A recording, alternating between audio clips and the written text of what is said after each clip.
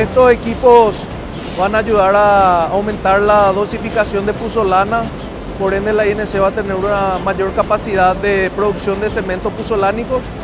También generaría un ahorro a la INC de $10 millones al año.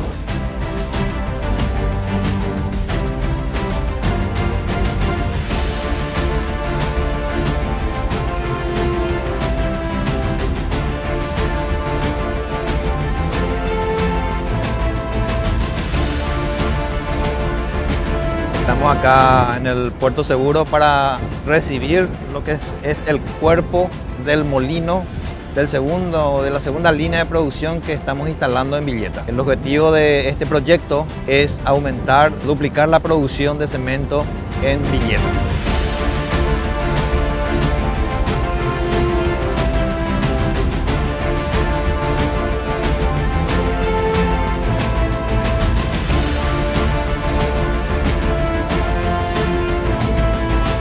Este molino es un molino de una capacidad de 80 toneladas hora y puede llegar a 130 toneladas hora, o sea, podremos despachar más de 90.000 bolsas por día. Actualmente estamos despachando 55.000, o sea, casi vamos a duplicar el despacho.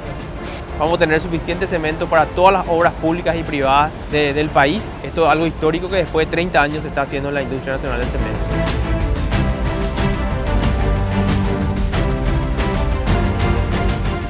Nosotros fabricamos gran parte también de los componentes que respectan a estos dos proyectos.